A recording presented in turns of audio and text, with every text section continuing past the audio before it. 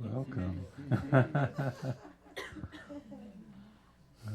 We're all in a deep pool of love here. All cuddled. Ooh. That's beautiful, beautiful. Oh, thank you for coming this morning. It's great to be here with you, sharing this moment. Hi, Craig. A lot of new faces. The weekend influx has come. It's beautiful, beautiful. Well, what was coming me today, this morning, to start off the talk with was this idea that the Holy Spirit only perceives two orders of thought. Everything is love or a call for love.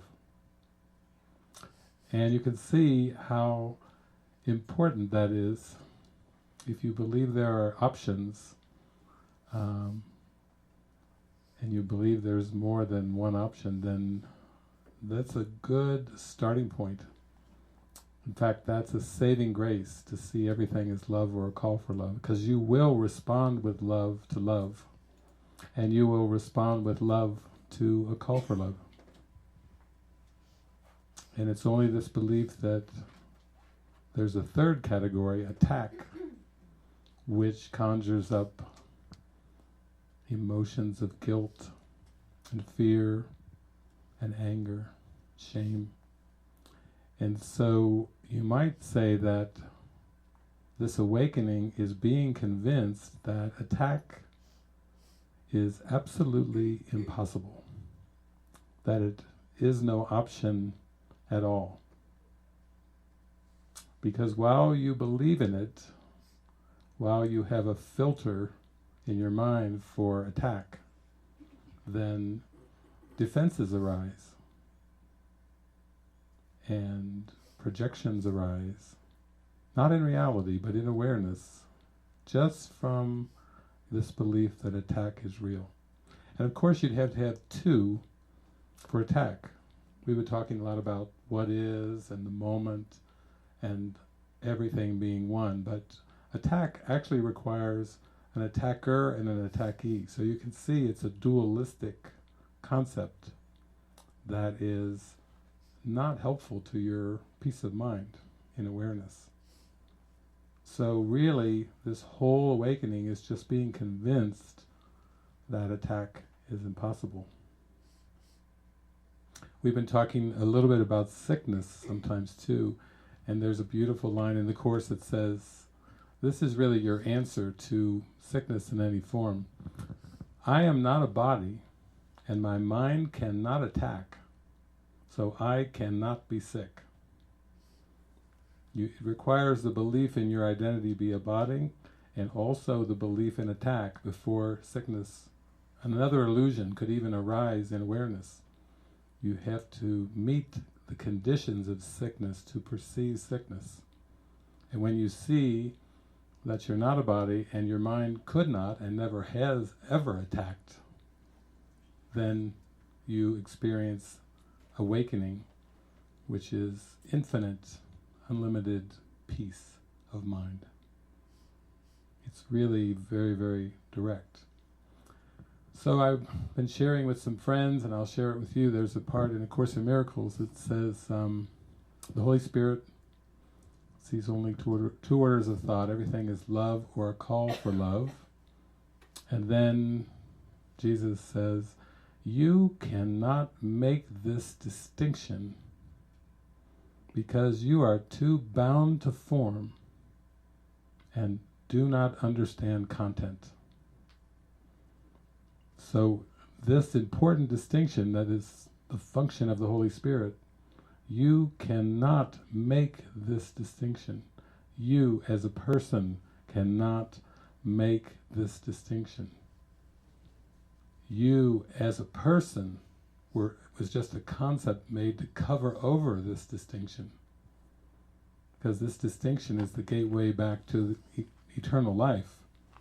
And this world was made as a cover, as a veil of eternal life. Duality is a cover over oneness. It's like wearing a shell, an artificial shell, and then losing track of the core, which is content. Love is content and not form of any kind. We've talked about that. Love has no object. As soon as you take your I amness, or even your I am love, or even your I am in love, and then you put with, there you go. Then the objectification starts. Then you try to shrink down something that's so vast and so eternal into something specific. It's pretty common in the world, we'll say, in the world's perception. So this sends your mind, if you really hear this, it sends your mind into a humbleness of, I do not know, show me. And that is a beautiful state of mind to be in, receptive, open, clear. I do not know, but I'm willing to be shown. Once you see that any type of attack is a cover over of the love that you are. And ultimately, you go into the finer points of attack. You start to realize as you go much deeper that preferences are attack thoughts. Preferences are attack thoughts. That's a very subtle point. And if you leave out the S on the end, preference is an attack. Not reality, but it is a cover. Because underneath it there's an assumption that you can make yourself any way that you wish to be, instead of accepting yourself as God created you, pure spirit. Preference is the wish that things be different than they are. That's what preference is. Just a wish for things to be different than they are. If everything is one, everything is unified, and the timeline itself is a preference to be something different than the one. So Lisa was talking the other day about imagination. Does anybody remember who sang that song? It was just my imagination running away with me. Was that the Temptations? Isn't that an interesting name? The Temptations sang, it was just my imagination running away with me. Oh, Spirit has been speaking us, and back in the 60s and the 70s, all these songs have been singing to us, offering us release. If we could just have the ears to hear the Temptations and just my imagination. That's what I heard Lisa's talk the other day. It was all about imagination. Anything that seems to be a hang-up, a problem, stuckness, anything that you experience that's not perfectly happy and harmonious and joyful and loving is a temptation to run away with a little mini-me, as mini-me. Austin Powers. And really you don't want to run away with mini-me, because it is just imagination. What we're saying is that imagination has no reality. In the East it's called Maya. Course in Miracles calls it illusion. Who you are is a reality. It's not an illusion at all, but when you identify with images on the timeline, then that's what happens. So we've been talking about letting go of all concepts. Actually, reality doesn't know what a concept is. So in the end, it's really what Buddha said, what Jesus said about empty the mind of every concept. Everything you think you know, hold on to nothing. Just pure emptiness. No thing. That was Lisa's word for God, no thing. I've always liked that.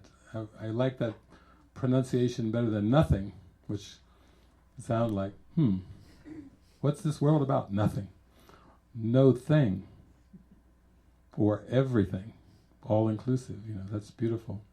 So I want to give you a concept that is a helpful concept, because a lot of times when I hear people around the world, they'll say, they'll kind of nod and they'll say, sentimentally, I'm with you. Sentimentally. Practically, I don't have a clue what you're talking about. But what I want to give is a practical concept, and it's a concept that allows the escape from all concepts. In other words, if this is a world of concepts and it's a world of illusions, if there is one illusion that leads you out of the rest, then take it. If there is one concept that will free your mind of all concepts, that's a pretty good deal. If there's one thread that if you pull on it will unravel the whole tapestry. You know how that is with your clothes, a sweater. It's fine, there are a bunch of threads, and there's this one thing sticking out. And instead of just getting scissors and cutting it off, you go, no harm, I'll just pull on the thread, and you start to pull on the thread, and then you notice this unraveling thing start to happen, and you go, ooh, and you pull, and pull, and then you've got a hole. And if you pull enough on it, the whole sweater's gone. It's just a pile of threads, you have no sweater. And that's how we can do this awakening thing. You just have to find the one concept in your mind that will unravel the rest. To say the words, I need do nothing, a lot of times people say, sentimentally, that sounds really good. Because there's a sense of relief. There's a sense of relaxation. I need do nothing sounds really good, sentimentally. And yet, people will say practically, I've got job issues, bill issues, environmental issues, I got car problems, got relationship problems. What they're dealing with is the contents of consciousness. Not that any of them are real. In fact, I would say they're all equally unreal. But as long as you believe in them, then emotionally you're experiencing ups and downs, highs and lows, goods and bads. So let's take a ride on a plane. We're going to use the runway as an example of the spiritual journey, because the journey is really not linear, and it's really not a process, but while you believe in time, you will experience it as a process. You can't help but experience it as a process while you believe in linear time. You could say mantras, you can click your heels together, you can twinkle your nose, you can do whatever you want, but while you believe in linear time, while you believe there's cause and effect that are apart, instead of together, instead of simultaneous, you will believe in a process. So I'm going to use the runway of an airport as a metaphor for that process. Now, I would say that, just as an example, at some point in your life, maybe it dawned on you in a kind of a conscious way, like, oh, there's something that I'm here on planet Earth for, or there's some purpose that I have for my life. And you could call that whatever you want. You could say, I'm on a journey of happiness, or healing, or forgiveness, or awakening. You can call it any name you want, or no name. It doesn't really matter. And I would say that is kind of like getting out of, pushing off from the gate. Once you go, there's a higher purpose for my life, other than surviving and existing and then dying. There's a higher purpose. That's kind of pushing off from the gate. And then once you get taxi, you get to the runway. The point of going down the runway, the point of firing those engines, the point of letting that airplane go faster and faster and faster and faster and accelerating is for liftoff.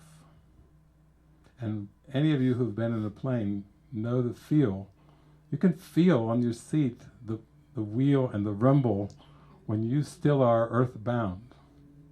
And then there's a moment when there's no rumble, other than the rumble of the engines of the plane and the bringing of the wheels back. You know, we all know those sounds when the click, click, when the wheels come under. But when you have that moment, you know that moment when there's a liftoff. And that liftoff is this moment, this very moment. That's the liftoff. And so a lot of times I talk a lot about the liftoff, I know Lisa talks a lot about the liftoff. We're talking about that moment of freedom where you are not bound. You aren't touching, the plane isn't touching anything. It's like it's in air. It's gone from solid concrete to air. It's not touching anything other than obviously molecules and so on and so forth in Newtonian physics. But for this metaphor, we're going to look at that. And I would say that what is it that really helps you accelerate down the runway? Because a lot of times that's the how question. There's an awareness, I need to lift off in awareness, and I need to accelerate my mind training or be open to an experience where I'm totally free. And I would say in the liftoff, but there's no analyzing of the runway, there's no analyzing of what you did to get to the gate or how you pushed off the gate.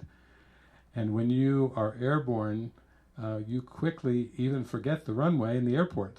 You're not paying attention to anything that came before because it's just as if it's gone. When you take off, it's as if you see no airport. There is nothing there. You don't have any awareness of that. You are free. Now, this one concept I'm going to talk about, some teachers talk about it and some don't. But I would say it's, in terms of practicality, it's important. It's guidance. It's guidance.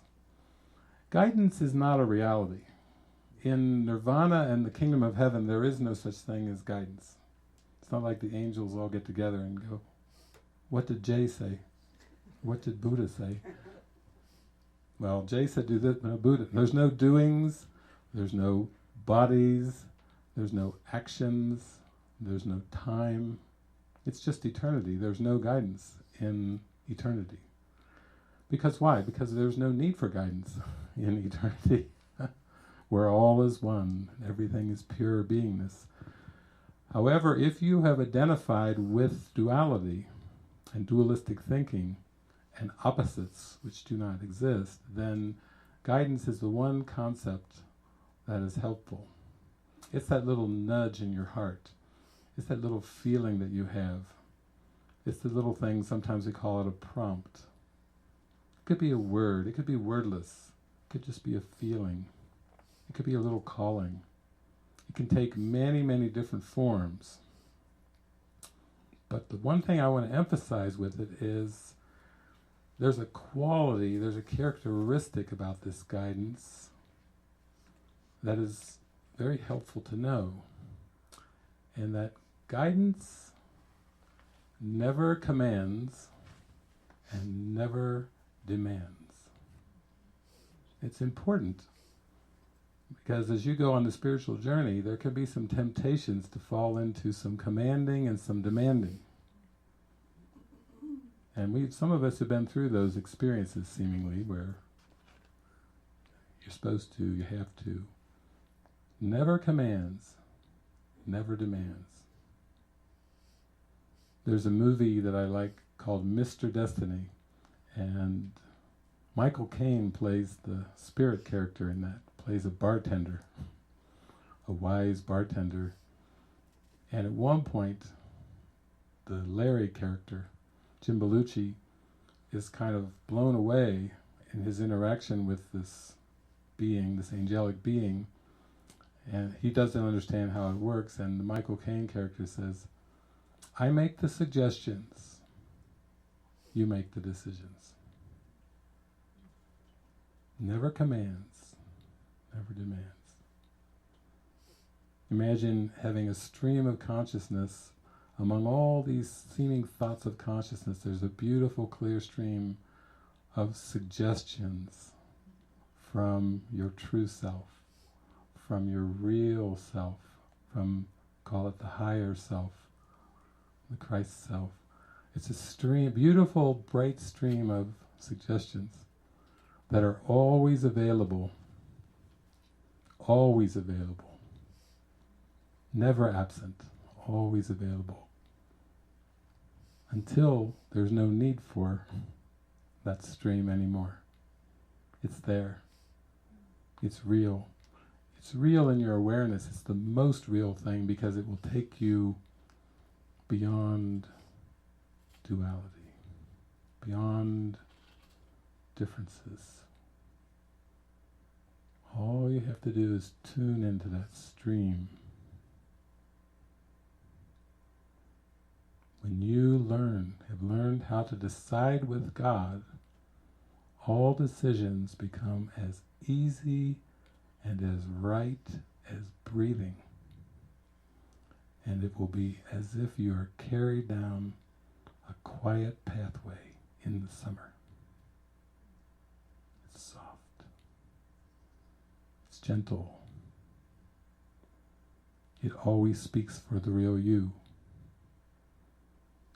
And it will shine through your imagination. Whatever your imagination is, it will shine through those symbols. It will reach your mind right wherever you believe you are, and whatever you believe you are. You could believe you're a snake or a polar bear. It will shine through whatever beliefs you hold. It's shining. That's what Lisa was talking about when she was saying it's all good.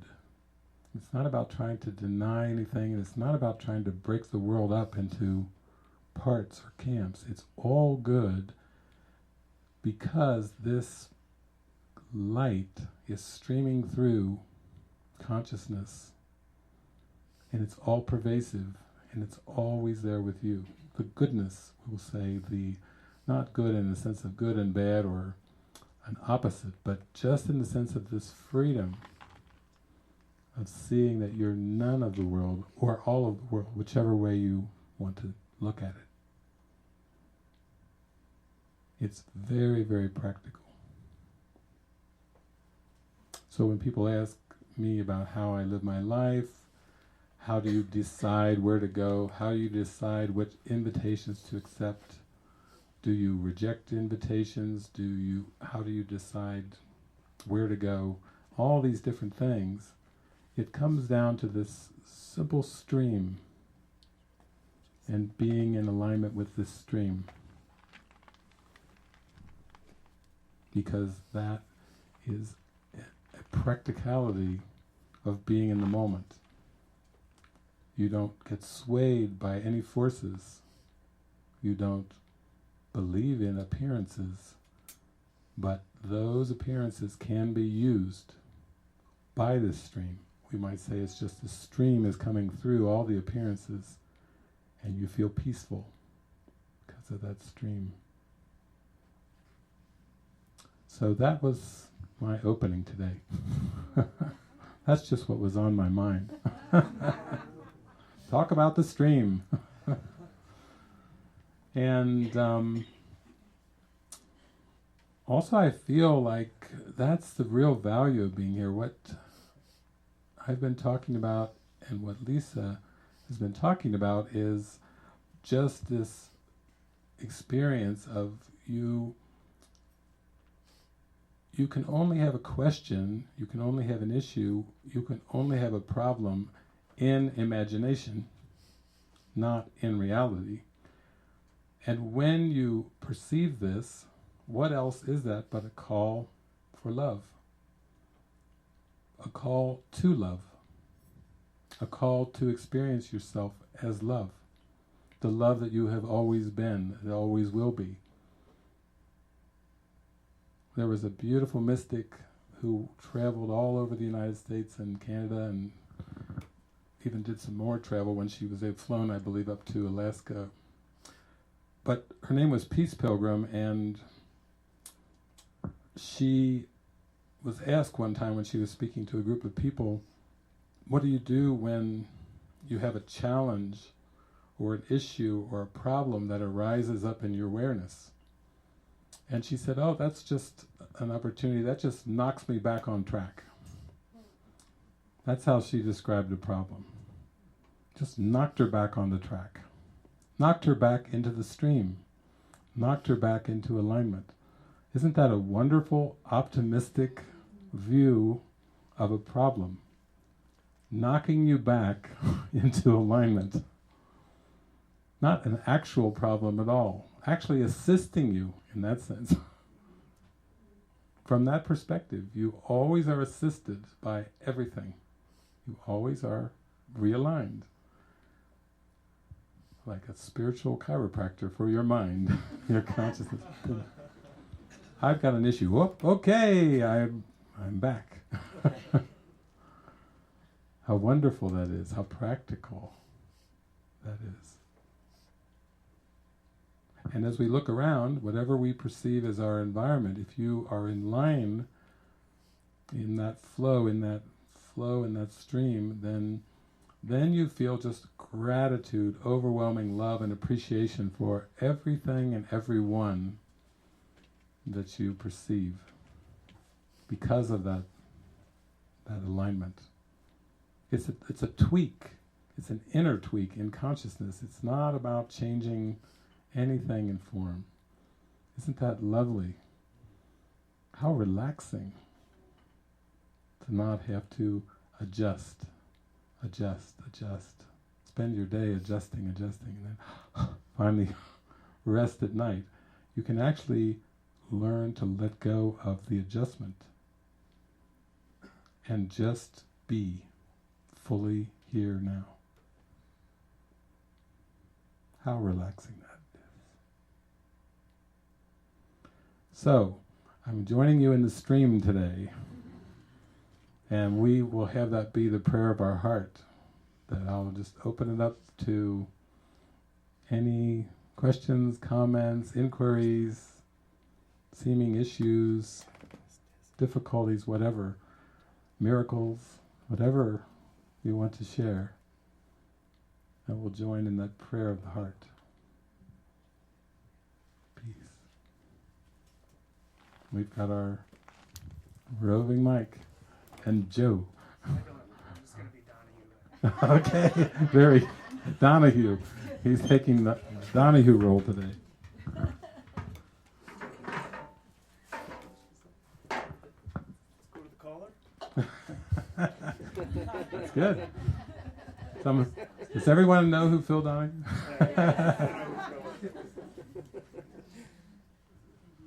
Jerry Springer? Oprah Winfrey?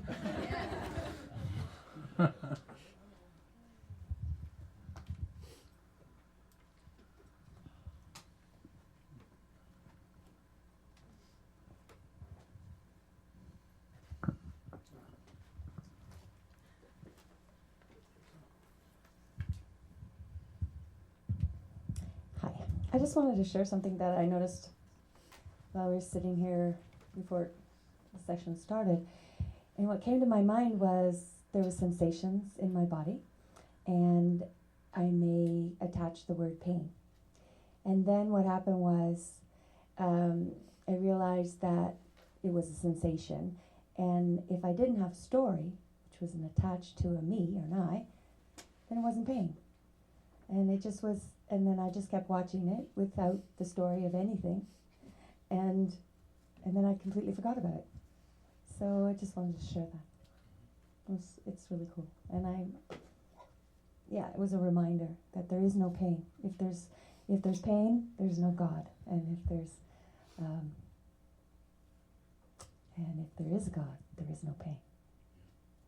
So if there's no me, there is God, and that's what's here. Yeah, it's beautiful.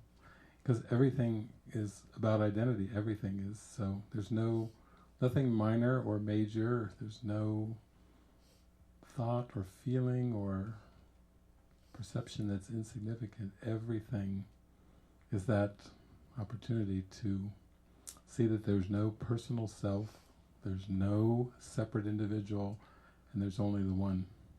And how quickly you can see just in your mind, just in that shift in consciousness and awareness, that you lost, or you didn't have that experience of pain.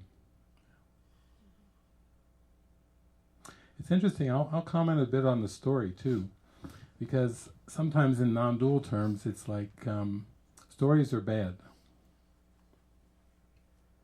The moment's good, stories are bad. If you have a story, that's imagination. If you don't have a story, reality. But what's so great about this stream that I'm talking about, called guidance, is that nothing in form is good or bad. It's the purpose that's underneath that's everything. So we have teachers like Jesus who basically, when he got into public, when he was in his boat or he was on the mount and he was speaking, much of his teaching was actually done in parables. And parables are stories. You might have heard of the prodigal son. I heard Jason was Lion Kinging it last night with the prodigal son. He was mixing some cartoons and some teachings of old together, and it's always the purpose. When you're in the field, so to speak, the Rumi called it, when you're in the stream, when you're in the quantum field, then everything is involuntary, and whatever comes even out of your mouth, even if it's a story, it's coming from grace, it's coming from spirit. It's the purpose. The temptation is to divide the world into different forms. This food is better than that food. Vegetarianism is better than meat eating. This energy is better than that energy. No story is better than story.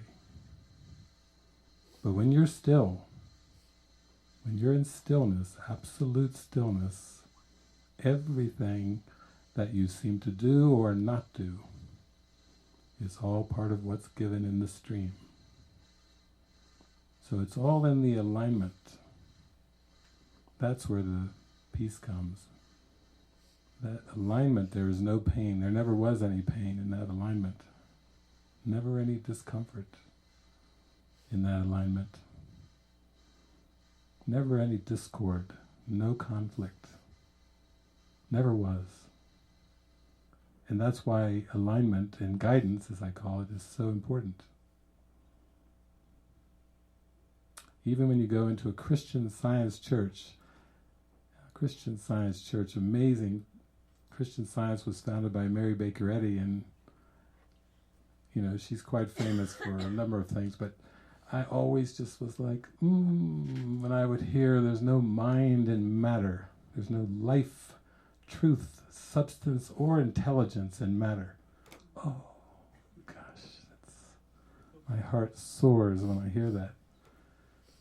And that's also why the reason we could say that there are really no mistakes in form.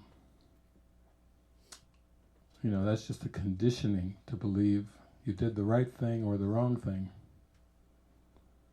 But it's all about alignment.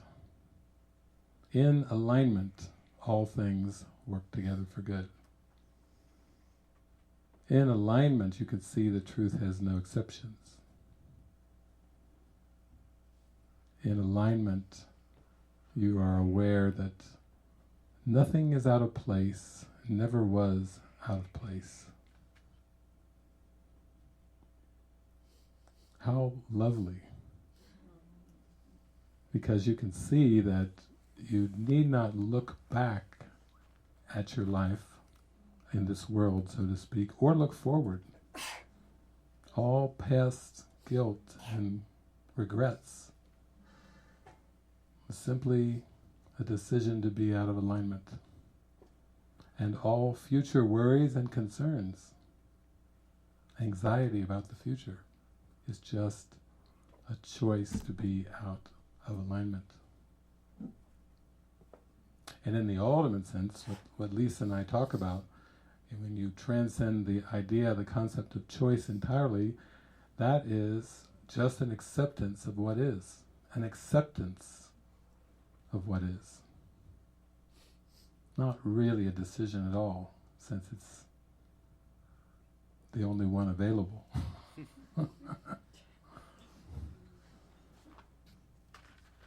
And that, you are worthy of that. You are so worthy of that.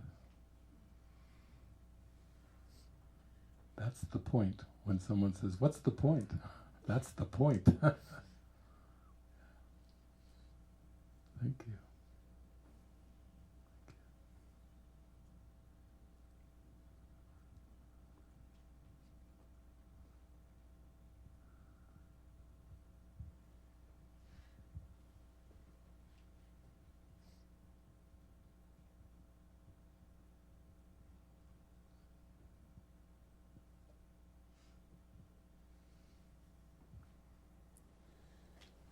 It's going to come right there, Anna, through there.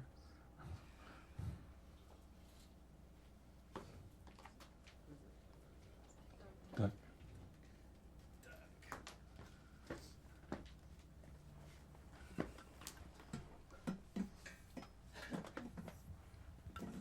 All right. I certainly understand the concept that Rebecca was talking about pain simply being a sensation. I've had a lot of sensation in this body, and here's the point that I've gotten to is when I think it's a problem, that's when the pain really begins. When I just see it that's what it is, and flow with that, and just accept. That's when the joy and the happiness and the gift of it all comes together. I joined with Desi yesterday and kind of resolved a lot of my, and thank you, she's just absolutely a delight, so thank you. But I tend to have these reoccurring arguments in my head about, with people and things that happen, even with people that aren't even here anymore. And I forgive them, and I release, and it comes up over and over. Is there, that reoccurring resentment kind of thing? How would I finally let go of that so that they don't keep coming back? It seems I've heard you talk about this before, but I forget what the answer is. Okay, we'll talk about that. Well, just like when there's a sensation or you're aware that there's some kind of judgment or conclusion being drawn about that sensation, that's when it really starts to magnify. The pain seems to increase with that focus. I would say that the more you understand how consciousness works, you start to realize that that discomfort and upset, including anger and grievances and resentment, always come from an interpretation and not from a fact. So back in the early 1990s, I had a group of students, and they were talking to me one day, and I said, well, no one can be angry at a fact. And they said, what does that mean?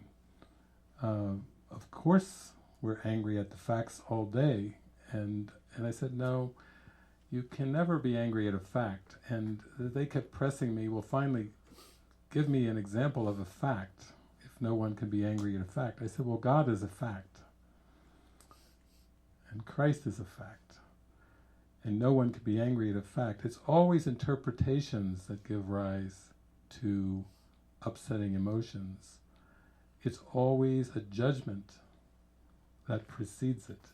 And then the mind kind of spews out. It can be like characters that have long since passed away, or ones that you're dealing with on a daily basis, or ones that you see every once in a while. Or it could be about a circumstance or a situation. It's like a spewing of reasons for the anger. And another great line from Jesus, these are like really, talk about earth-shaking transcending ideas. Anger is never justified. That's a beautiful one. That was one that I really had to just take in and let it marinate for a while.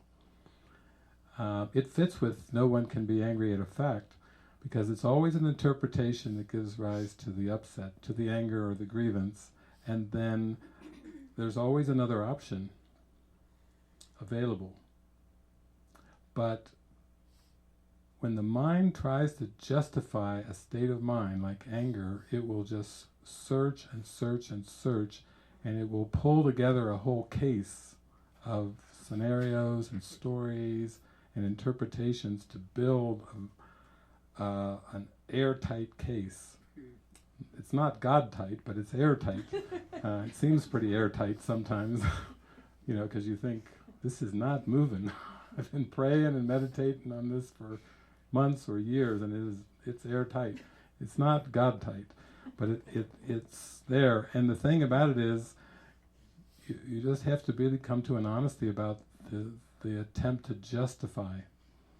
So that's where those lessons, workbook lessons of the Course came in for me. I mean, everybody's got the ones that they're drawn most to. I would come back to 5, 6, 7, 8. I'm never upset for a reason I think. I'm upset because I see something that's not there. I see only the past. My mind is preoccupied with past thoughts.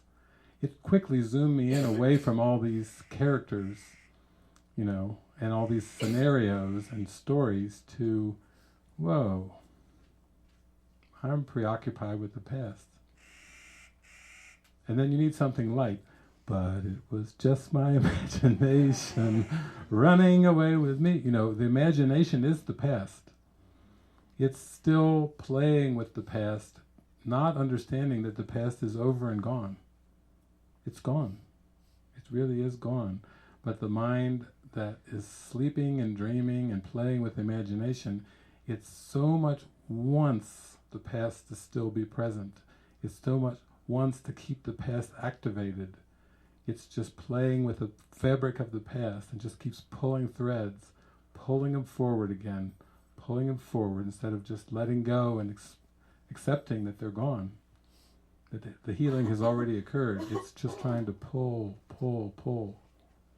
And you really need to really see that to finally be free of it. As long as it seems like it's about all the little train tracks and the trains running through there, the trains of interpretation, there really is no escape from the trains while you're riding them.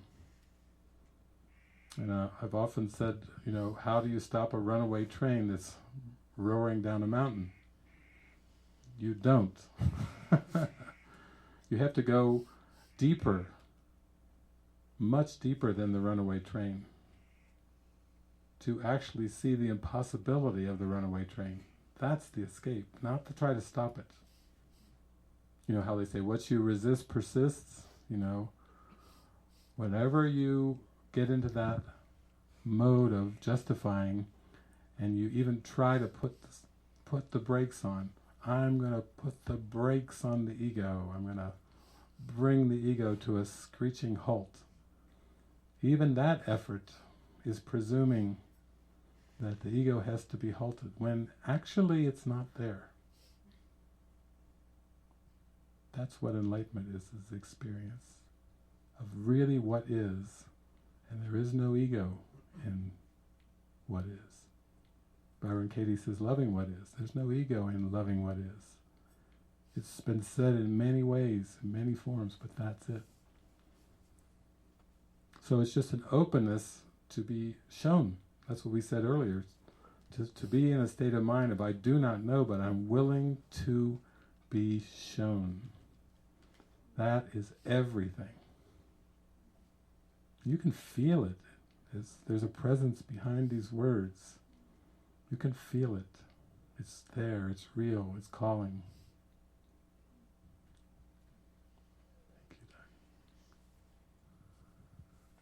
Thank you, David.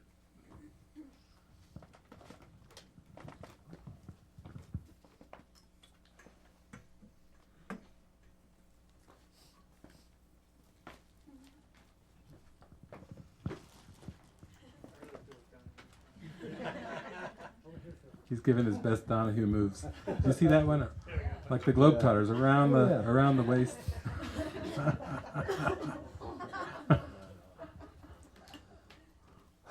Thanks, David. As you're talking, part of my mind, my ego mind, is saying, "Oh no, this can't be real. This isn't right." But then the other part of my mind says, "Oh yes, it is." And when I think of my own problems in my own mind, I gladly accept what you're saying, and I know that I do this. What you're suggesting. The problem that my ego keeps coming back to is, well, what about seeing a person who is apparently outside of myself who is in pain, physical pain, emotional pain, somebody who's just lost a child, somebody who's been in an accident, a war refugee. How do I align myself with this guidance to be of service to this apparently external being? Yes. Well, what we've been talking about is that anything that seems to be external is really not external at all. It seems to be external to the David personality, but it's not really external at all. That this is really a world of ideas, and everything that we are perceiving is all mind. It's only the idea that there's an identification with a personality self that makes it seem like there's something external, like a subject and an object, an observer and observed. And even a person among persons is part of the trick of the world to make it seem like there could be something that is not part of you personally, but that exists in a different way, like pain outside.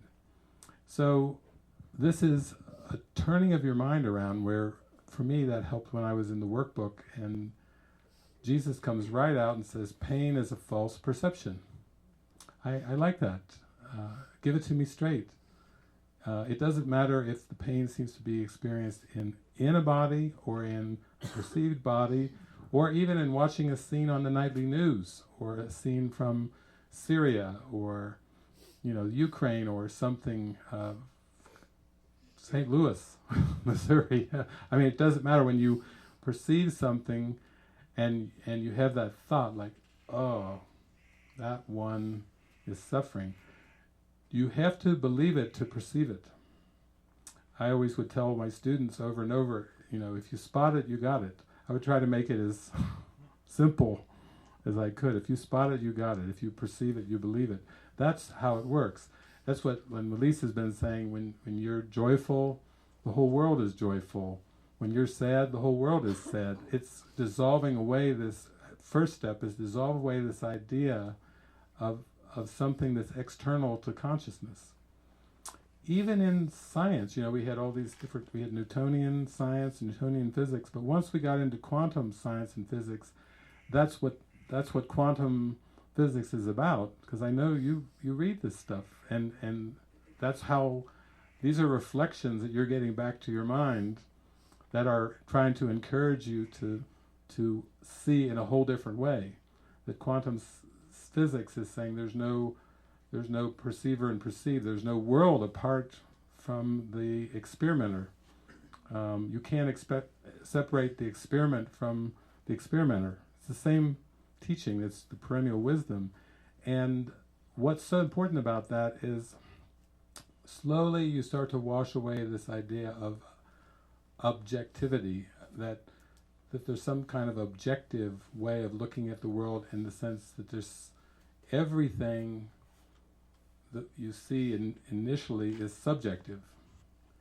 And when I say everything is subjective, that's referring to what Lisa was talking about if I'm sad, the whole world is sad. If I'm happy, joyful, the whole world is happy, joyful. That's first seeing it's all subjective. And then the truth comes, because the truth is not subjective. The truth transcends relativity, subjectivity, variable perceptions. The truth is true and only the truth is true. The truth is an experience beyond words, beyond time, beyond space. That is, you can't experience that without first seeing the power of the mind, the power within consciousness, the power of wanting, the power of believing. You need to acknowledge that first before you let it go. It's a trick to think that you're tiny and small and weak. It's a trick that there could be a vast world outside of you that has no relation to you. And now quantum physics is actually demonstrating that with the quantum field I talk about a lot. That's a perfect scientific demonstration of forgiveness.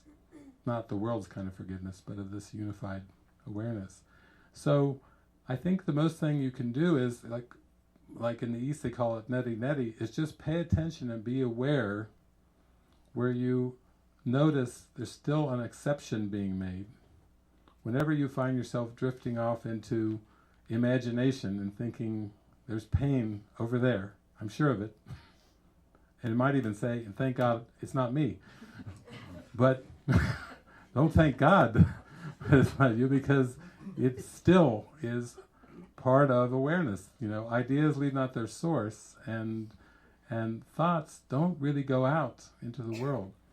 That's why I will never be popular in this world, because I teach that there is no manifesting. You can't ever manifest anything. And even when I've had students come and tell me they've manifested this in their life now and manifested this and this and this, and I tell them it's really all you. It's not, you can't break it up into specific little parts, because it's, that's just another trick as well.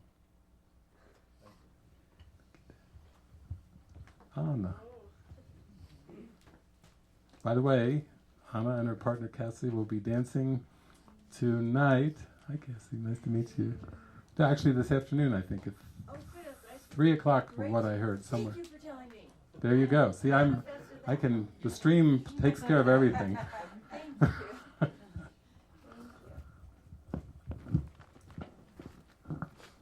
Some things have been happening to me since I started the course about a year ago.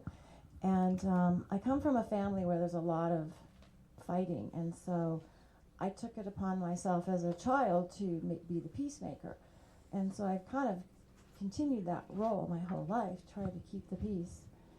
And when I started the course a year ago, all these miracles started happening, and it was just so beautiful, and I'm like feeling it, I'm getting these, oh, wow, just these big moments of ahas and just being in the moment in love and peace. And then about in the last, I would say, 3 months, all of a sudden, I'm blowing up at other people. I'm like, oh, how could they do that to me? That's wrong, and how could they? And it was all my imagination and misconceptions and the train running away with me. And so I'm just like going, okay, it's not them, me, so why am I all of a sudden with all these big aha moments and all these beautiful, loving miracles happening? It's almost like, am I cleaning out the last of my karma? Or I don't know what's going on, why I'm all of a sudden with some of my dearest friends. It's like, okay, and then I realized after I blow up that it was all my imagination.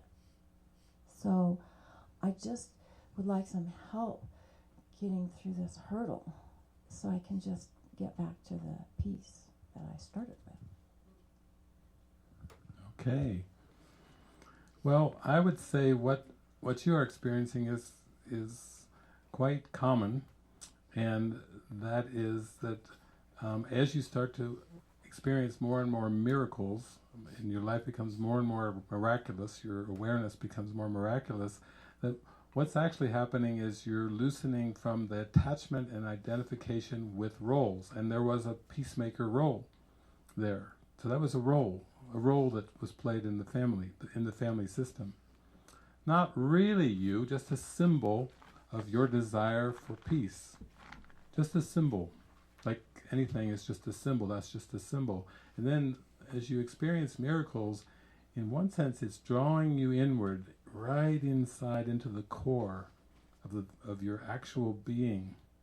And as that seems to happen, defenses start to be laid down, and projections start to be laid aside in a very natural way, because you're starting to see that you can't really do that you can't really project, that you can't really be the fixer or the peacemaker or the blamer. But there's still a vacillation going on between the stream, the connection to source, and the other part. And that's why it can be shocking, even surprising. Not conscious, you know, it happens so quick, and it comes so quick that it doesn't seem to be a decision that you're making. It just seems to be something that's just happening. Quite startling, quite shocking. But this is what happens when you start to metaphorically reel in the projections, take the cause away from the world. You start to bring it back into consciousness, into awareness, to see that causation is in the mind. As it starts to come in, it gets very, very intense, because there's no escape mechanisms.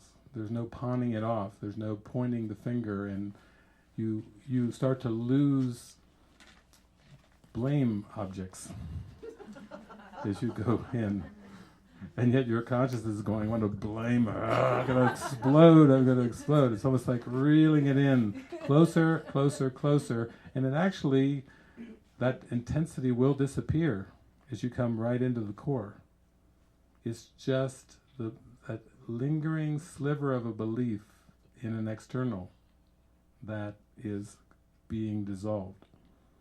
Now, some of you might have seen the movie Lucy with Scarlett Johansson. We're actually going to show that if you hang around in our movie fest. We're going to show Lucy. But as Lucy starts to use more and more of the percentage of her brain, and she gets higher up, 50, 60, 70, she does realize, she even says the words, some of my cells are going to reject the nucleus being, split or dissolved. This separation idea, some of my cells are still going to reject, but she's determined to go all the way to full consciousness, to full awareness, and into blazing light. That's literally the I am presence prior to persons and places and things, just the I amness. So this is actually a very common thing, and all I can say is, for you, is allow it.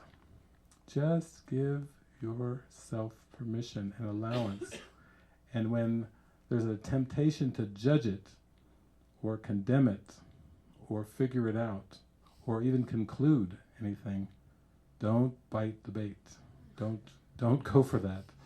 Go back to allowance, because allowance will take you to acceptance.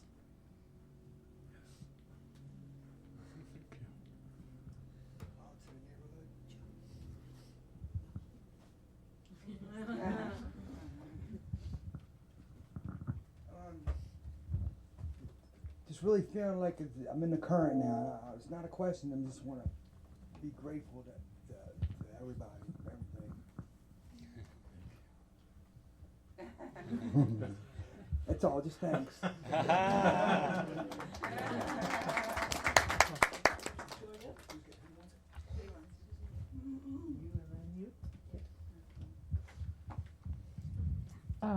I'm back. Oh, Doug left. But anyway, what Doug was saying about old tapes, resentments. I've been practicing for about a year now,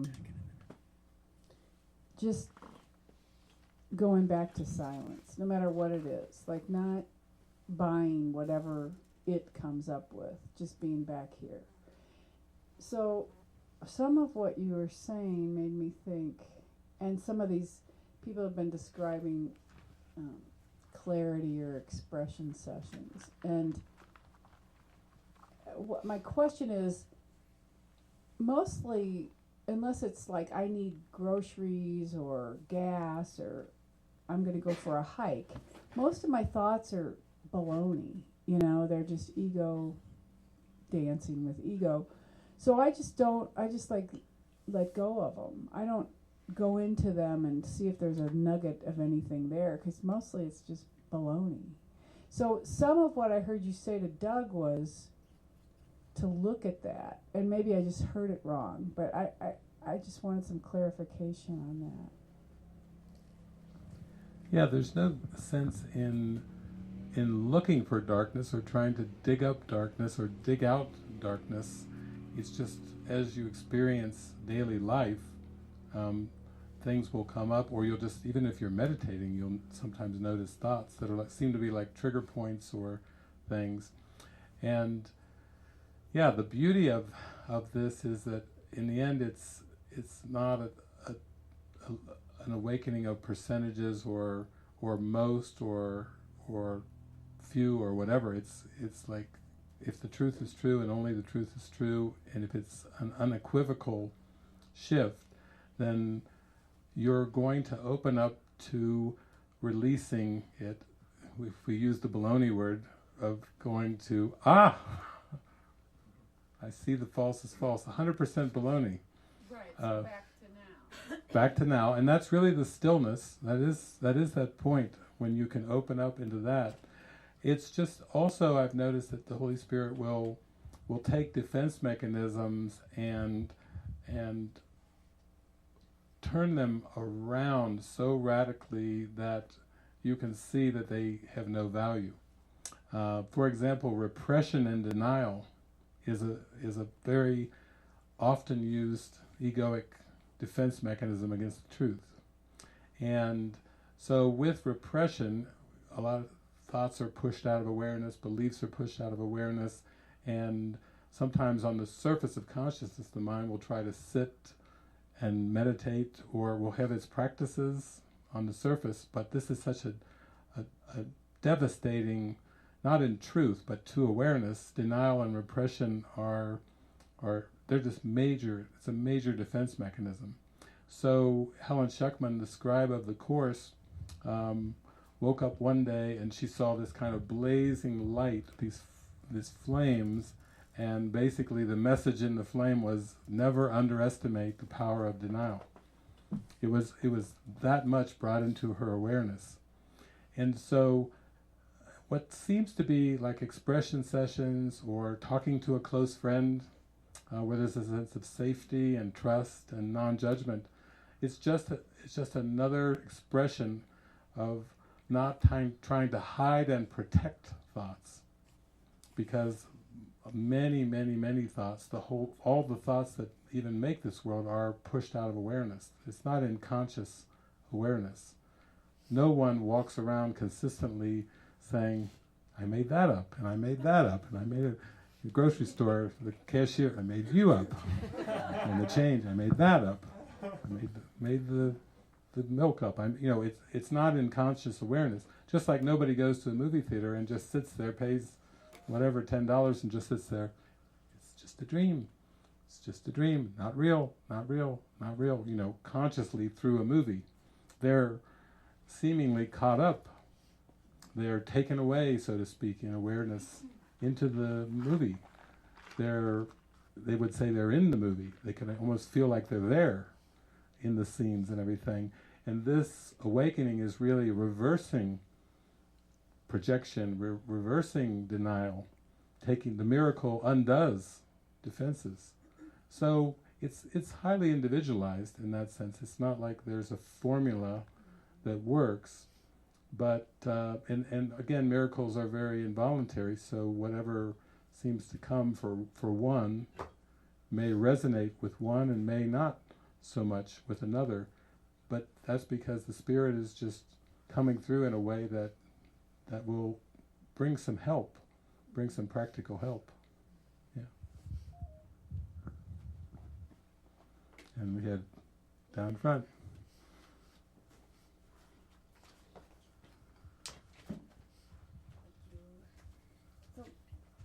David, my question is about preferences.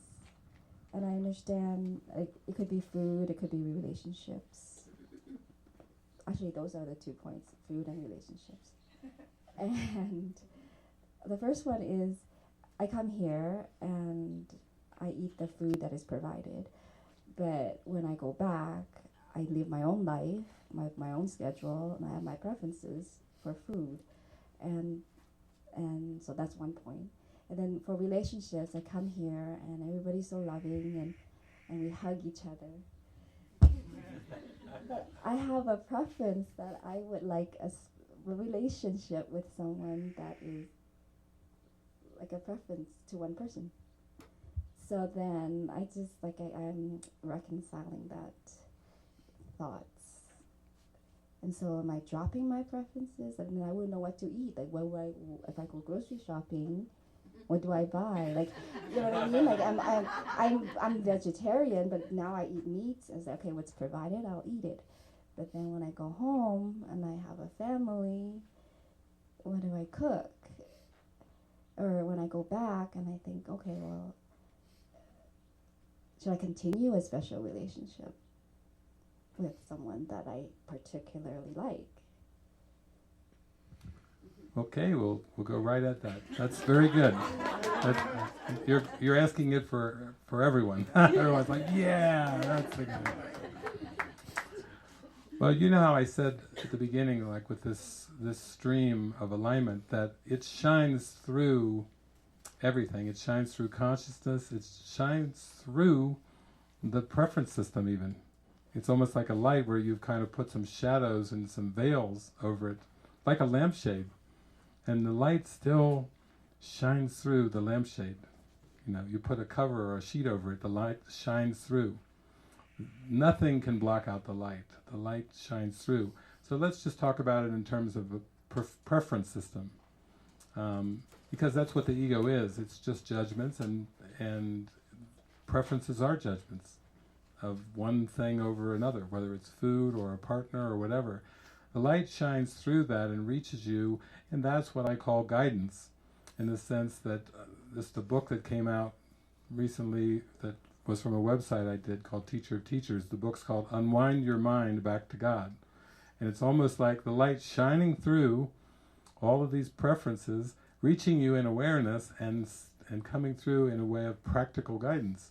And that's what I was dialoguing with the students back in the 1990s. We would go very into all these kind of things. Those are the things come up.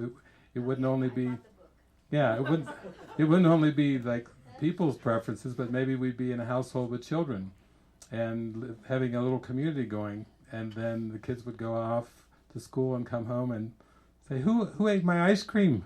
And who ate my candy bar? You know, where they're practicing sharing the symbols, and it was that, you know, those kind of things come up.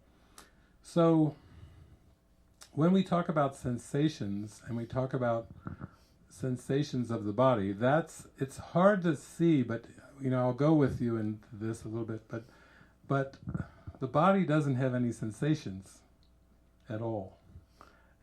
Everything that's experienced, that seems to be experienced in the body, is just a projection of mind. So this mind is so powerful, and this ego is so ingenious, that it has projected feelings and sensations to an image that actually doesn't feel at all. And this is how deep A Course in Miracles goes. The body does not feel at all. The Holy Spirit doesn't even see the body the way the ego does. You know, it's the entire perception of the world through the Spirit. The filter, we'll say, of the Spirit is completely different. There's even workbook lessons that say, it's talking about letting go of judgments and planning and all the typical things of the human mind. And it says, if you can tell you have practiced well by this. This is Jesus Christ talking. You can tell you have practiced well by this. The body should not feel at all. Whoa. That's deep. Why should the body not feel at all? Is because spirit doesn't have sensations. Your reality is only spirit. You can see where this is going.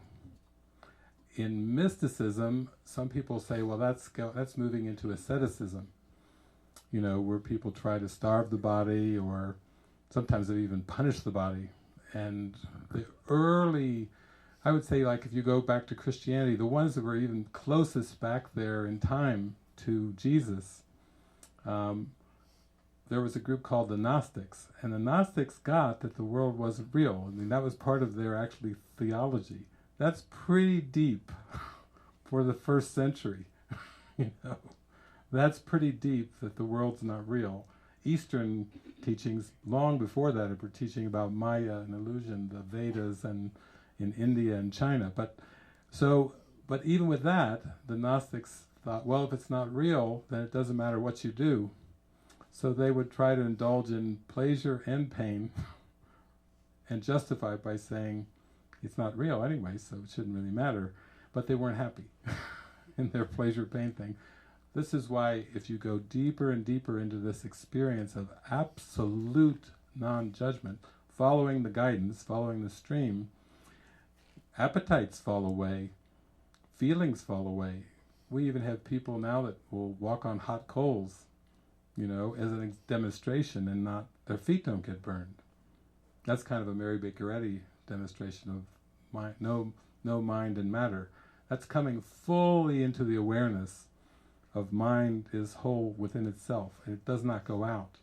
So what you have to do is be very, very practical, as honest as you can with yourself, and you notice the preferences.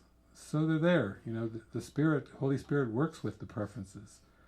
The Holy Spirit can use anything that the ego made to unwind the mind back to God. And that's why you'll find in the book and in the teachings, all online and everything, is there's a dialogue that goes on that's all about this unwinding. Not involving sacrifice, which the ego feels it's a sacrifice to give up the good things in life. But if you read the Course, when you get to the manual, what is the real meaning of sacrifice, he will say something like, God's teachers can have no regret on giving up the pleasures of the world. That's pretty direct. Why can they have no regret? Because they're going into divine union. They're going into joy. They're starting to see the difference. Like Elisa had her song about joy and pain.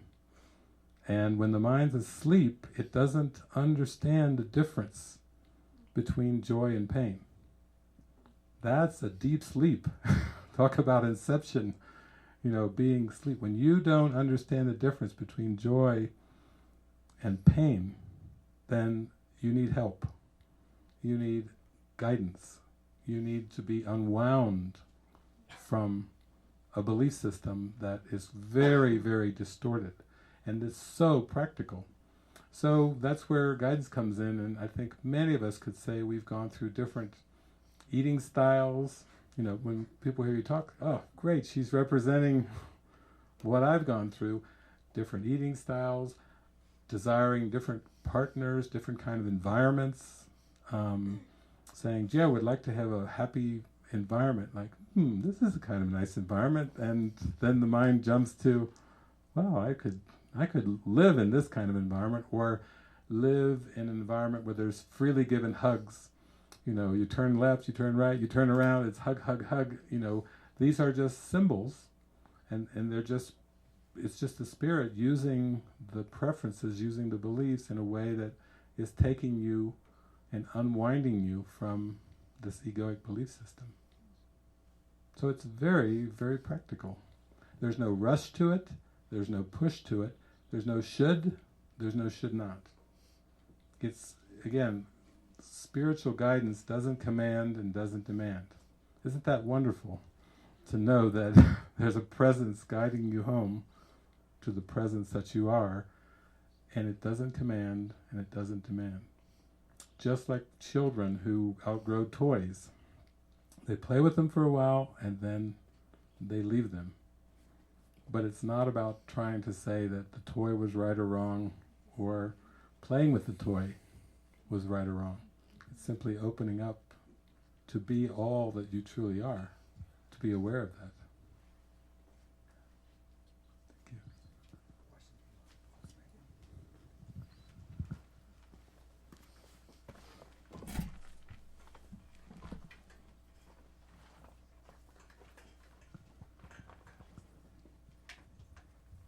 I just wanted to share the miracle of me actually being here. I had no plans to be here, and I just kept getting these little random messages about strawberries. Okay. I was in the market, and she had all kinds of vegetables and fruits and stuff. It's like, hey, how about some sweet strawberries? They're really good today, And then I open up Facebook. It's like, how to clean a strawberry. This is how you do it. And I open up the refrigerator. Somebody had bought strawberries, and I wake up in the morning and all I'm hearing is strawberry. And now I know that this was going to be happening, but I never really looked into any of the specifics, because I knew, of course, that I wasn't going to go. I couldn't go. Of course, I have too many obligations, responsibilities. I'm just too important to leave my business and my family and everything else. And then of course the ego came up with 150 physical reasons why I couldn't drive out here myself, and then I manifested a bladder infection, so now you can't really go. And it was just I was watching this. I realized what was going on, and then I was sitting in the Target parking lot, and I had the number here, and I had to actually take one hand to press the button to call Salida, and my voice was kind of shaky, and I just wanted to say yes. I just told him I just want to say yes. It's like, oh, yes. I'm like, yes, I'm coming to Strawberry, and the last sign before that was I was at the grocery store and Tic Tacs, and it says Strawberry Fields. That was the last sign. Oh my gosh! Even on the Tic Tacs. Yeah, she's passing it around, her symbol of evidence. He totally made those Tic Tacs just for me, and pass it around. I believe you. Al saying, "You want to see?" Yeah. So and it happened so fast, and then I actually thought, well, how am I going to get the money? And then this lady came into my business, and I did some services for her, and she handed me $500 cash.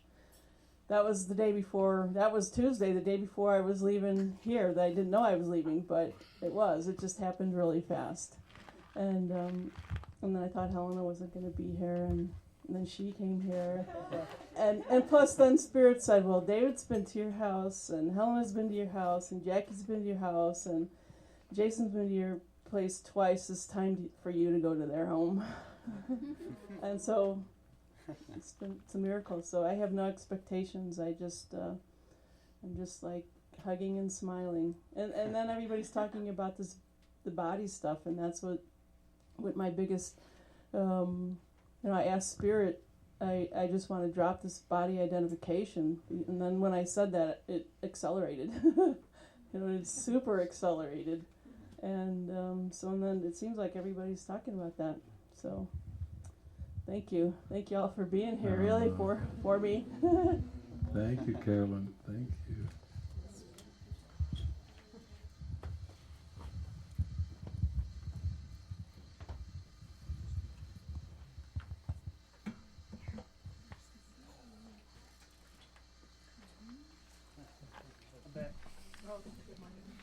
Go to a commercial. I noticed when the Tic Tacs went around, Chrissy actually opened it up and smelled them, and were they actually minty? They were lovely. They're lovely. They smelled pink. They're actual Tic Tacs in there. Yeah. Strawberry. I feel nauseous, and all morning, and last night, expressing after the movie. Just today, I feel like I'm ripped open, and I'm leaving tomorrow.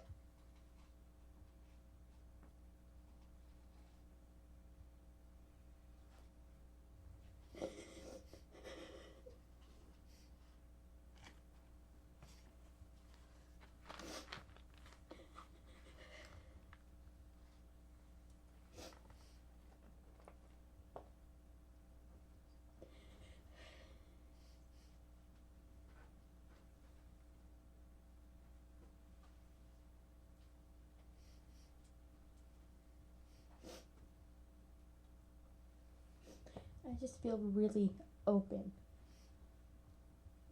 And I don't know what anything is going to look like, and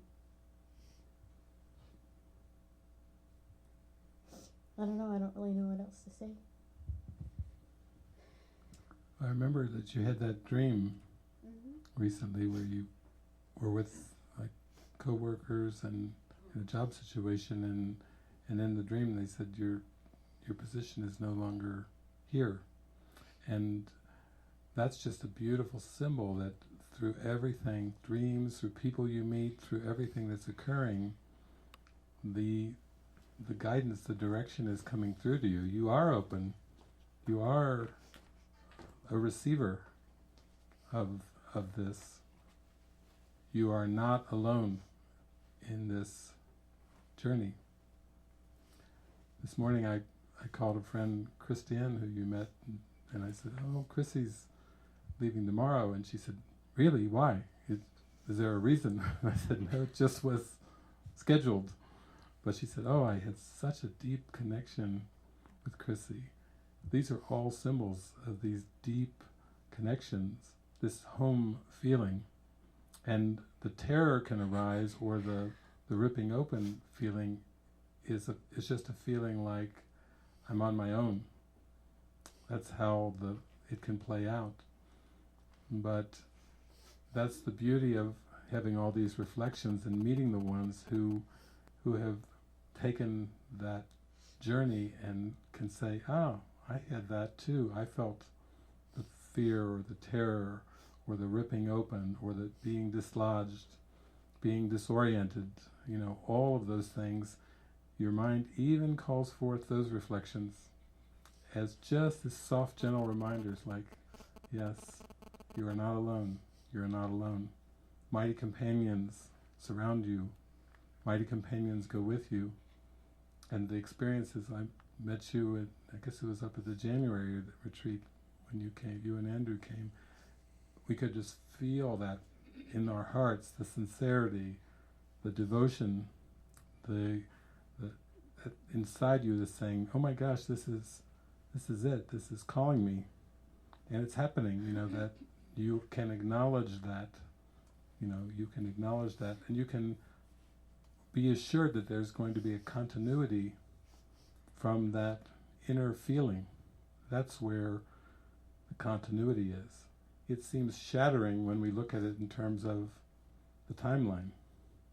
All these things can come floating in about, where is this leading? Will I survive this?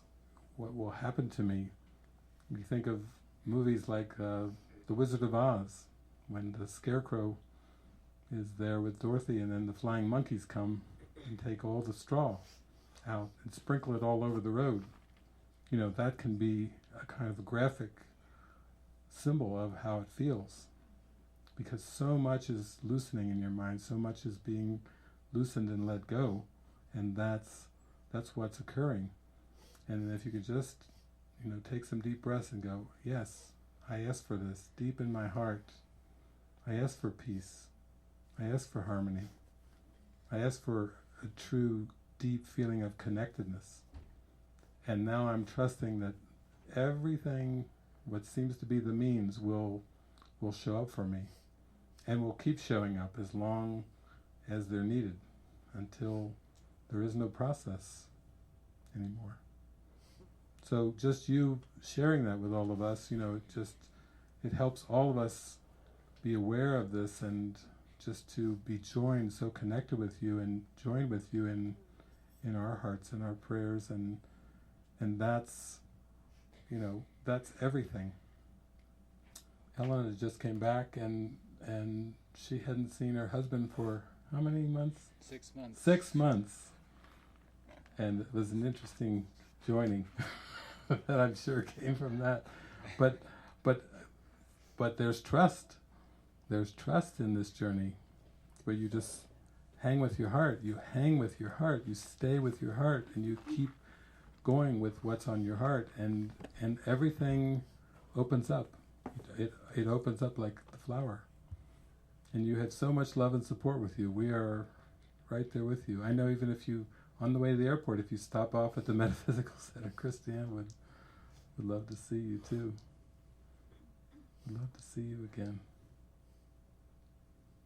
And just stay connected, you know. Reach out, call, send an email, send a chat, you know. Those are symbols too. Like, oh yeah, my friends go with me.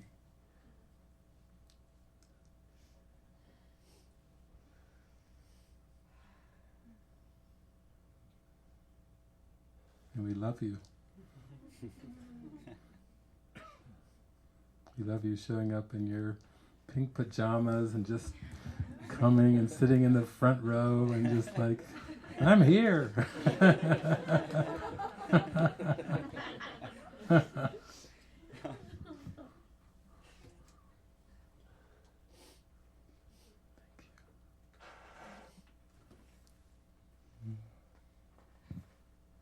guess right across the way here, Phil Donahue's going to do his thing.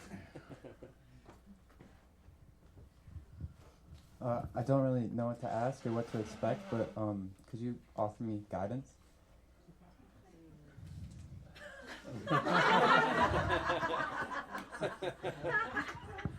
Offer it.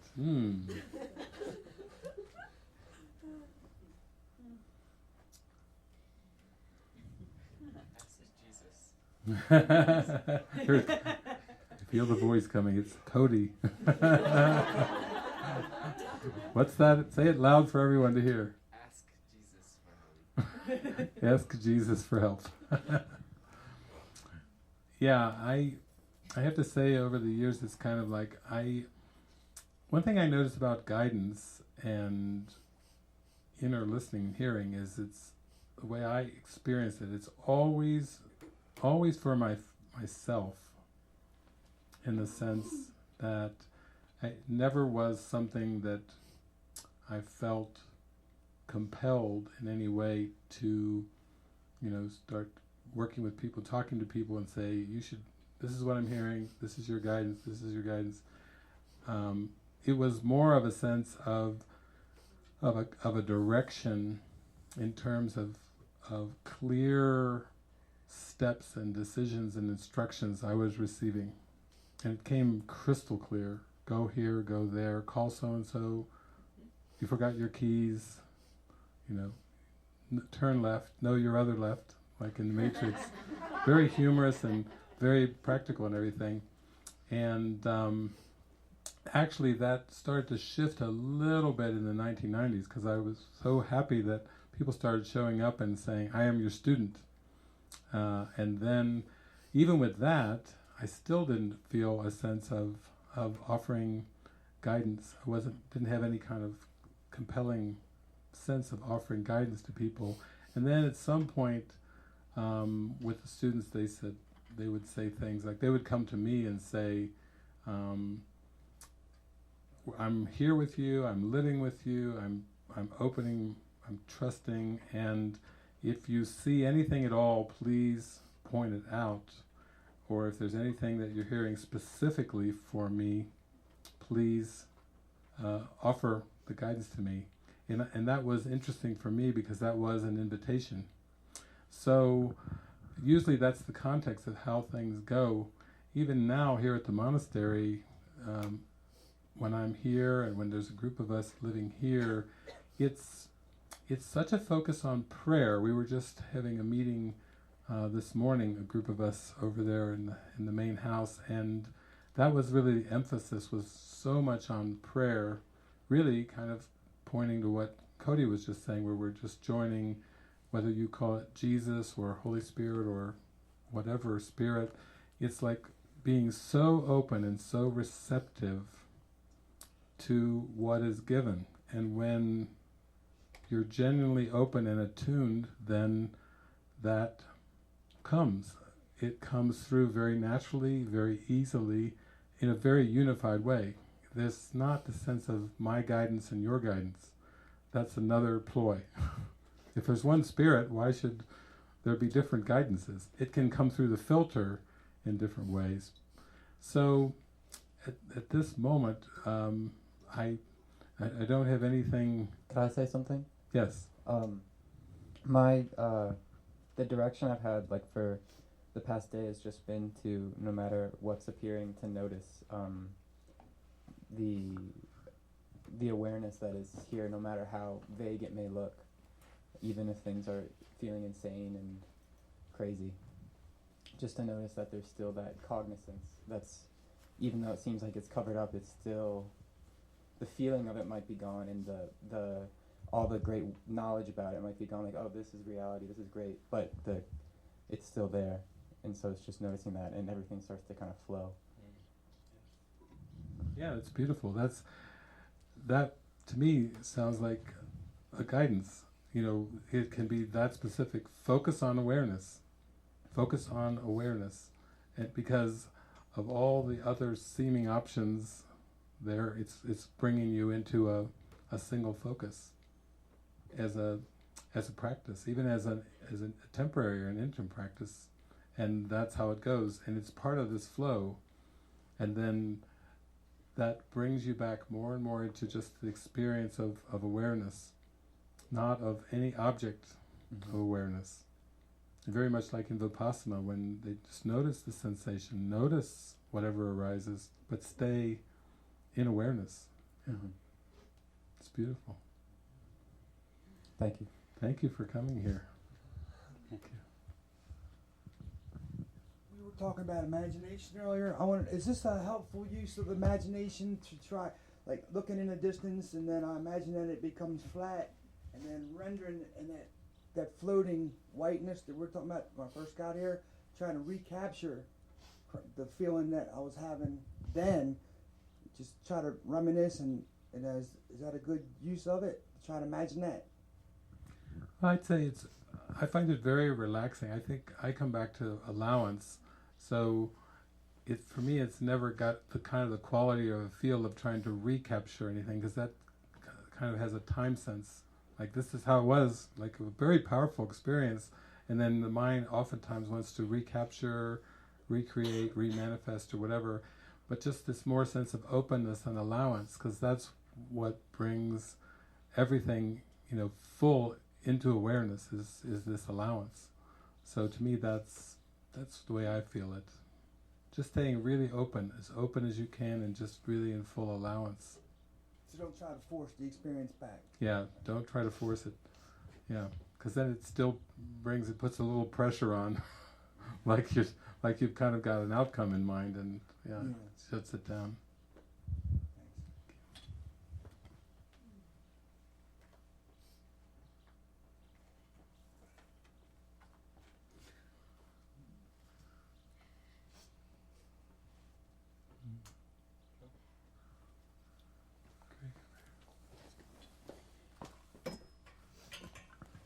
Yeah, I just got a question about when you're giving guidance, or especially living in community, and it's direct guidance, and you're saying, spirit doesn't command or anything, and I take it as a harshness coming through. It's like there's a thought of vigilance, because if you just like, I'll just half-ass it or whatever, there's this vigilance thing going, and it feels almost like military style, like just this coming through, and I'm receiving it as very harsh in my mind. And you were mentioning earlier about, and I keep bringing about where's your mind at, and it just felt like very exhausting experience. And you're saying surrender the control or the adjuster, and I was wondering if you'd be able to elaborate on that a little bit. Yeah, when I think of the spirit and guidance never commands and never demands, first of all, I just open up to that quality of non-coercion. And this is really the Holy Spirit's job, or this stream's job, is it can't possibly coerce the sleeping mind without generating a sense of resistance. So even when there's instructions given that could be extremely helpful, the mind can choose to try to resist the instructions, but still it is helpful for me to start to pay attention to whatever the interpretations and the reactions are. Like the harshness is kind of a feeling, an emotion, and there's definitely an interpretation behind that emotion. So it's quite a letting go. I've gone into different kind of what seem to be spiritual communities and traveled around and so on and so forth, and I just wanted to be tuned into this inner guidance so much that whenever I would notice a sense of harshness or feeling shut down or feeling controlled or anything, I would come back, to the core teachings. I would just pause for a minute, pray, open up. Sometimes, I would have that passage come in, I am responsible for what I see. I choose the feelings I experience, and I decide upon the goal I would achieve. And everything that seems to happen to me, I ask for and receive as I have asked. That last part really helped me. Everything that seems to happen to me, I ask for and receive as I have asked. Because the egoic filter is a filter of a me and a you, of leaders and followers. And when that harshness comes up, that interpretation is not coming from anything that has been spoken or any words, any facial expressions, any kind of tones of voices, anything like that. That harshness is not coming from that. It's just coming from an interpretation that there's something outside of me telling me to do something. That's what, if I could give you a name to that filter, something outside of me that's telling me to do something that I don't want to do. And that, as close as I can say it, that interpretation is a reflection of the authority problem. The belief in authorities in the world, either the body that is believed to be the self or other bodies, in being in some kind of authoritarian or authoritative position, to be an author, to be in a position of power, in a position of control. So even when that harshness comes up, it's a glorious opportunity to go inward, to sink deep within into the true guidance, the guidance that's coming from you. And when you can sink into that peaceful place, the inner and the outer dissolve. And that's the miracle. There's no sense of an external world or an external authority. And yet we get lots of opportunities, seems like countless opportunities.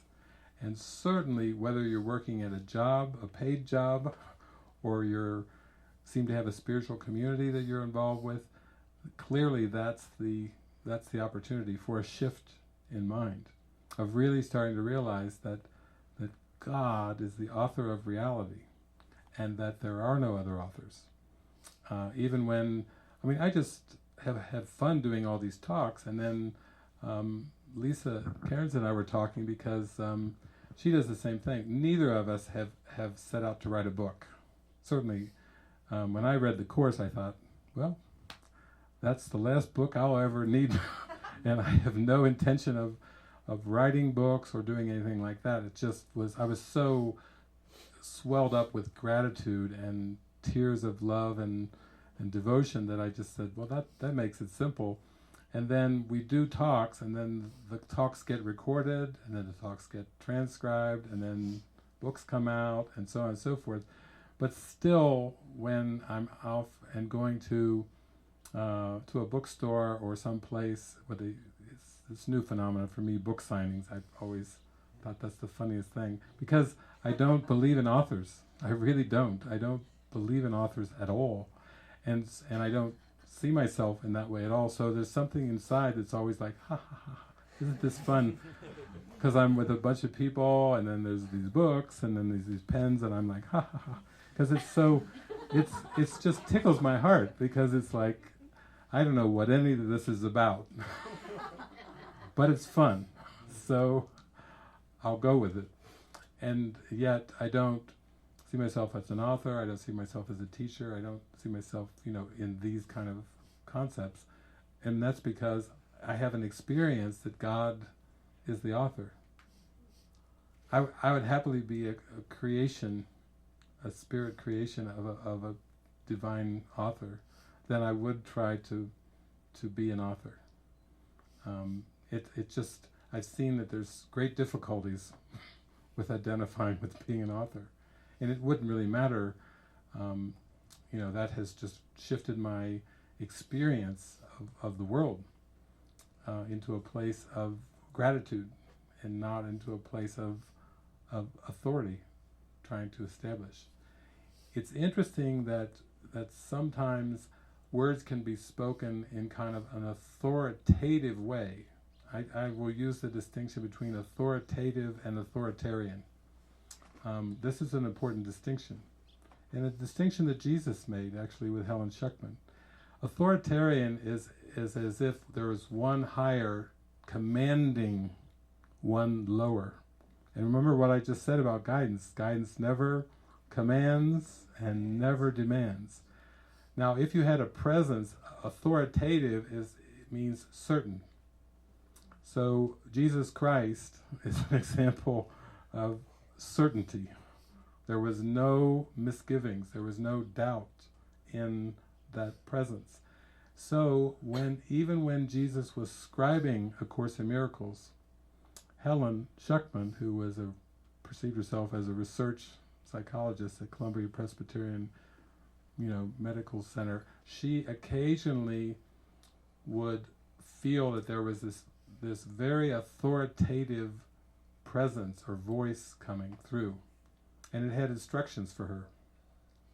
But they were more like suggestions, I would say. Like even at the very beginning, the first words that she heard from Jesus were, "This is a Course in Miracles.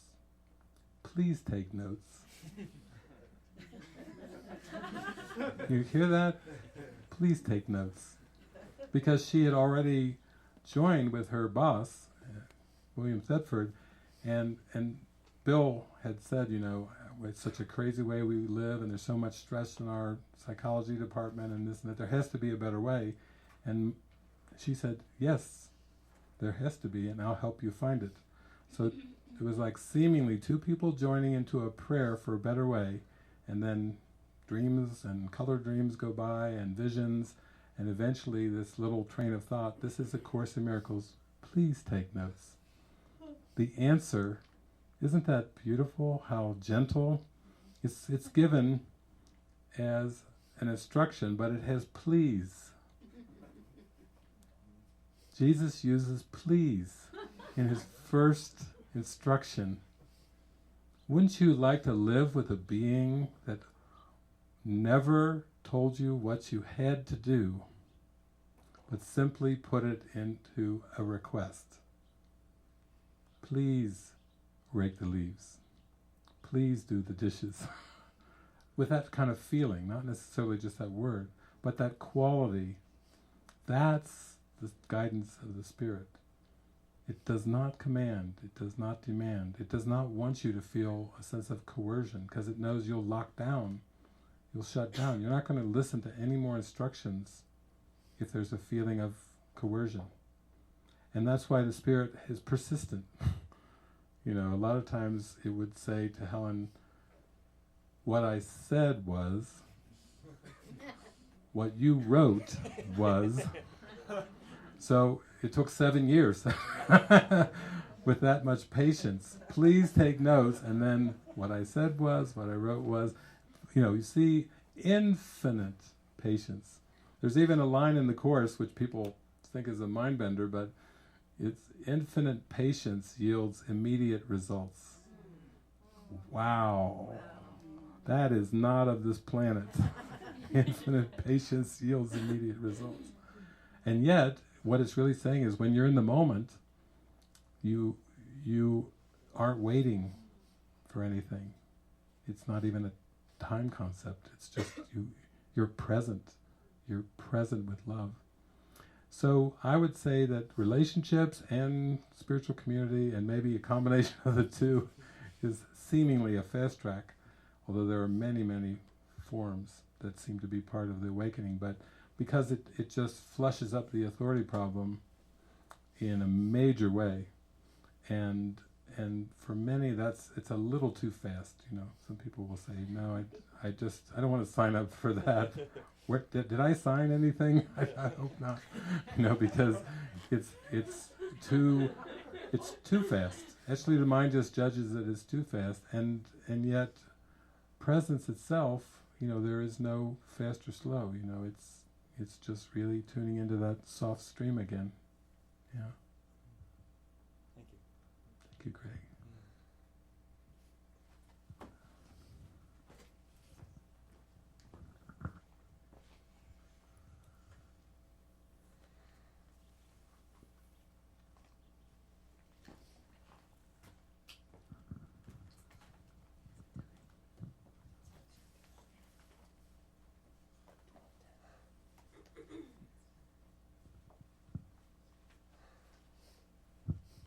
Last question,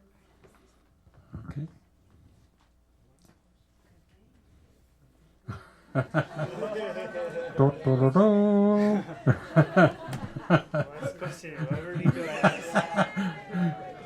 Kirsten says no pressure, but last question. I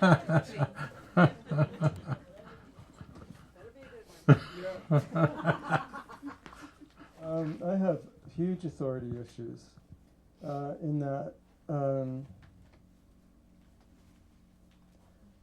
I don't necessarily trust that the person that's giving me the instruction is really receiving guidance from Spirit. If I trust that, I'm there. But there have been so many examples of people that are, in their history, are the A-types or whatever. They're the kind that have to be boss. I mean, that's their role. That's the only way they're going to perform.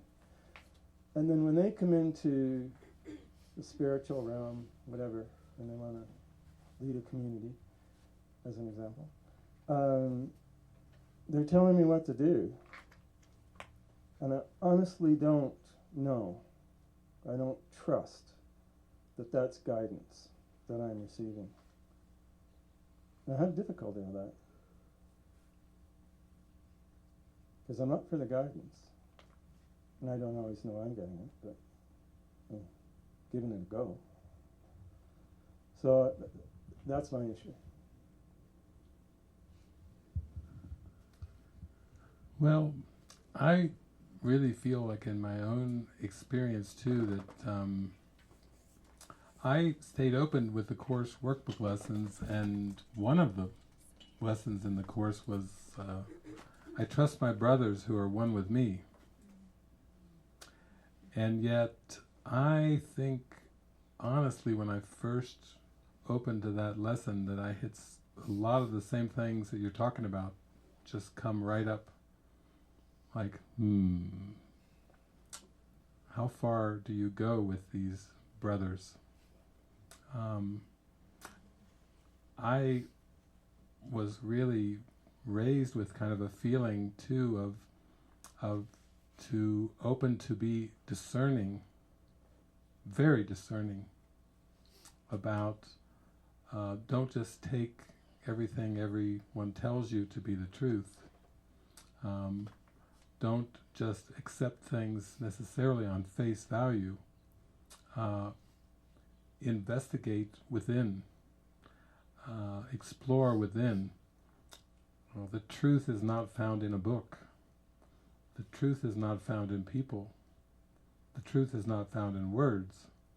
So before I'm going to follow a person, I really have to go inside and you might say feel the trust.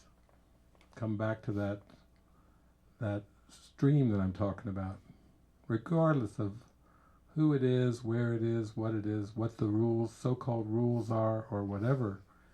I have to really, really feel in my heart that trust before I'm going to make a move. And so that was a starting point. And then I started to pay closer and closer attention to my feelings as a barometer. I could feel when I was kind of closed and shut down, and when I was way open, when I was really open and in the flow. And so instead of starting to direct my trust, that do I trust this one or that one, or who do I trust, I started to pay much closer attention to my feelings on a moment-to-moment basis. Because it's like, when I read in A Course in Miracles that Jesus Christ says, the one right use of judgment. I mean, he starts a sentence out like that, you got my attention. You know, from a guy who teaches judge not, but he starts off the sentence, the one right use of judgment is how do you feel? Not that there'll be all these feelings in the kingdom of heaven, but practically speaking, as we're going through this awakening, how do you feel? Use that. And I would say that was like, be intuitive. Be as intuitive as you can be, and ultimately try to be 100% intuitive. The answers all come from within. You don't find it in the words. You don't find it in the sights and symbols and the people. So that, I can totally go with that right away. It's like, why would you follow anybody,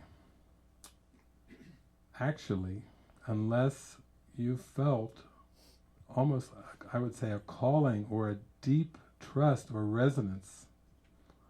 And I feel that's a presence. I don't think that when I read the Bible and I read the Gospels and I see Jesus walking around and mostly going up to fishermen and saying, follow me, there had to be an enormous presence behind those words. Because who would leave their family or their boat or their nets and just walk off to follow some guy with long hair? This is back in the days where they would crucify people and hang people, sometimes crucify them upside down, or whatever. You know, this is in a world where, you know, where is the trust? There had to be some kind of presence. There has to be an integrity. There has to be a consistency.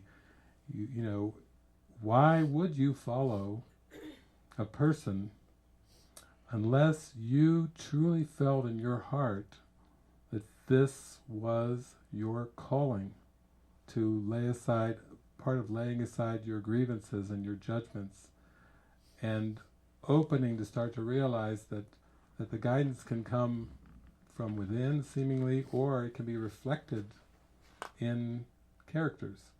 It takes a lot of trust to start to pay attention to the signs. Like Carolyn was sharing, you know, she had a lot of signs to come here, and she hadn't given it any conscious thought about coming here.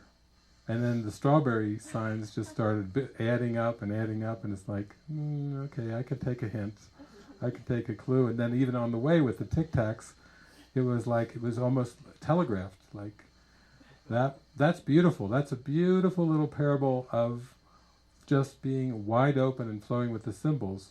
And in terms of spiritual communities, I seem to live in a number of communities, so that those very same issues came up for me when I was living in communities. Those were the same things that got flushed up into my awareness. And even if I roll it back to grad school, I remember I was in a therapy class for psychology, for a school psychology program, and we had to be psychoanalyzed, or we had to have somebody do psychotherapy on us, and they recorded the session. And back then, what came through with a lot of clarity and certainty, I thought, but the professor judged that I had an authority issue listening to my psychotherapy tape. I don't know what was coming through my mouth back then, but it was like, David will not listen to external authorities. That's the diagnosis that I got. And that's high praise indeed. At the time, I was like, well, okay, that's what you say. But I do feel it's about integrity. I do feel it's about honesty. It's about consistency. Trust has all kinds of characteristics that come from it. And in the Course in Miracles, there's another 9 characteristics that come after trust. And it's really, I think, a very much an internal matter. And then at some point, when we feel like we're everything, we have a merge with everything, then that's what the most trusting feeling is feeling at peace with who you are. And the doubt was always self-doubt, just doubting, who am I? That was it. It's 12:20. Okay. It is time. Thanks. Thank you. Thank you.